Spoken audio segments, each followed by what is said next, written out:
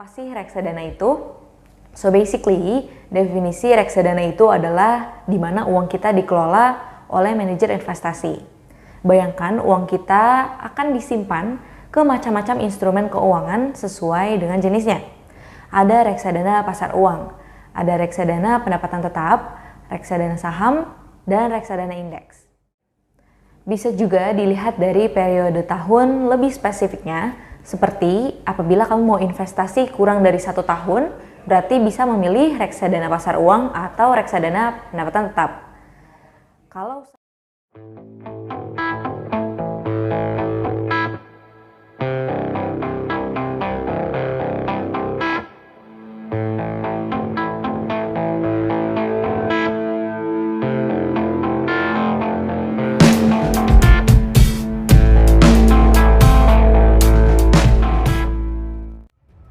Investing with prudent management, lebih aman di sini.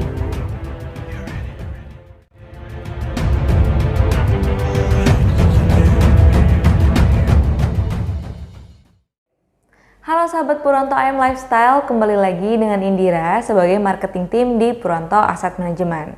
Pada video kali ini kita akan membahas basic reksadana yang perlu kamu ketahui sebelum tahun 2024. Pastikan kamu sudah subscribe YouTube Purwanto IM Lifestyle untuk konten edukasi lainnya ya. Yang pertama, apa sih reksadana itu? So basically, definisi reksadana itu adalah di mana uang kita dikelola oleh manajer investasi. Bayangkan uang kita akan disimpan ke macam-macam instrumen keuangan sesuai dengan jenisnya.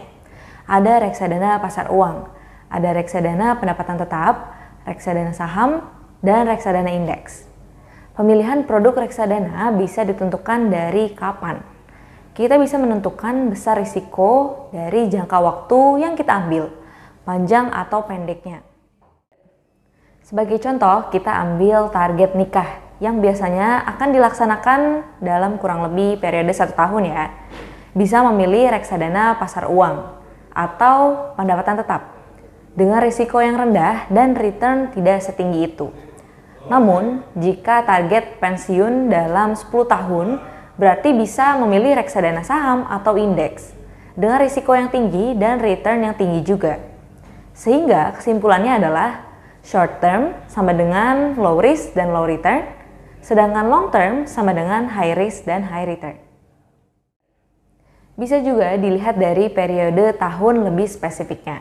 Seperti apabila ingin berinvestasi di bawah 1 tahun, bisa memilih reksadana pasar uang atau reksadana pendapatan tetap. Jika periodenya 1 hingga 5 tahun, reksadana pendapatan tetap dan reksadana campuran bisa jadi pilihan. Apabila di atas 5 tahun, reksadana saham, reksadana campuran, dan reksadana indeks itu bisa jadi pilihan. Lalu kapan sih waktu terbaik untuk membeli dan menjual produk reksadana? Dalam konsep membeli dan menjual reksadana, perlu melihat dari tujuan menabungnya terlebih dahulu. Apabila mau membeli rumah 5 tahun lagi contohnya, berarti pembelian reksadana bisa dimulai dari sekarang, lalu lakukanlah nabung rutin dan jualah reksadana saat mau beli rumahnya.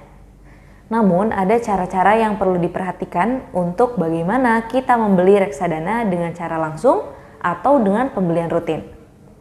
Apabila produk reksadana memiliki nilai yang meningkat terus, maka cara terbaik membelinya adalah dengan langsung atau lump sum.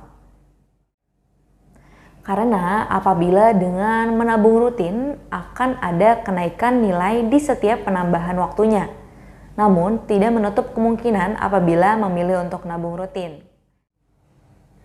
Sedangkan produk dengan nilai yang fluktuatif setiap waktunya, karena tidak pasti kapan tinggi rendahnya, maka diperlukan konsistensi pembelian rutin supaya mengurangi risiko kerugian pada satu periode saja saat nilai tinggi atau rendah.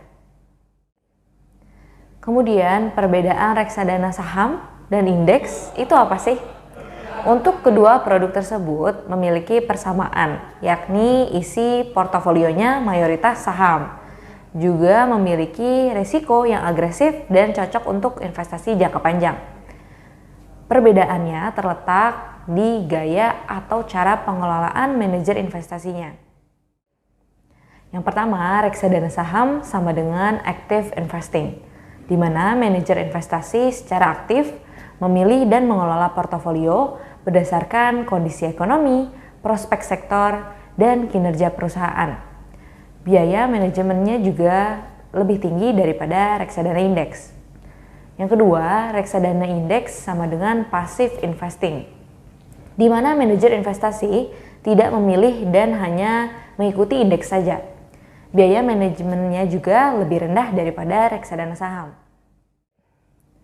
Kamu juga perlu tahu cara analisa FFS atau Fund Fact Sheet, suatu produk reksadana. Yang pertama, dana kelolaan atau aset under management semakin besar, maka semakin baik juga produk dan manajer investasi tersebut. Nah, yang kedua ada biaya manajer investasi.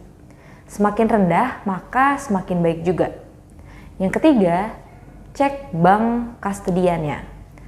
Yang keempat adalah lihat alokasi sektor. Sesuaikan dengan tujuan, apakah mau di blue chip yang lebih stabil atau yang lebih fluktuatif. Yang kelima, lihat top holding company-nya apa saja sih.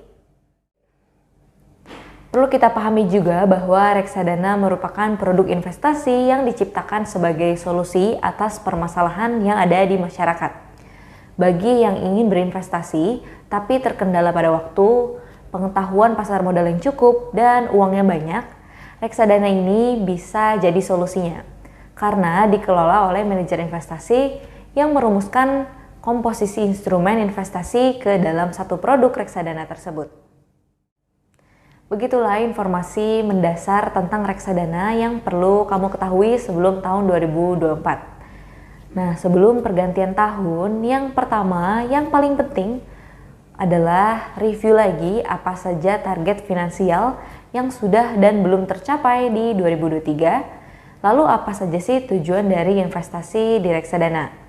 Karena dengan menentukan tujuan sebelum pergantian tahun, kamu bisa mengalokasikan dana dengan tepat di tahun 2024. Sebelum membeli reksadana, coba lihat big picture-nya terlebih dahulu. Bisa dengan menganalisis mulai dari ekonomi dan pasar modal, lalu analisis industri dan analisis perusahaan. Apa yang akan terjadi di tahun depan, lalu siapa saja yang akan dirugikan atas kondisi tersebut. Semoga hal-hal ini bisa membantu kamu dalam keberhasilan investasi di reksadana ya. Nah teman-teman, coba share pendapat kamu mengenai hal ini, atau jika kamu punya pertanyaan bisa tulis di kolom komentar di bawah ya. Jangan lupa like, share, dan subscribe YouTube channel Purwonto AM Lifestyle.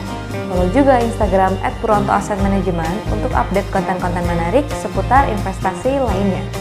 Investing with Prudent Management, lebih aman di sini.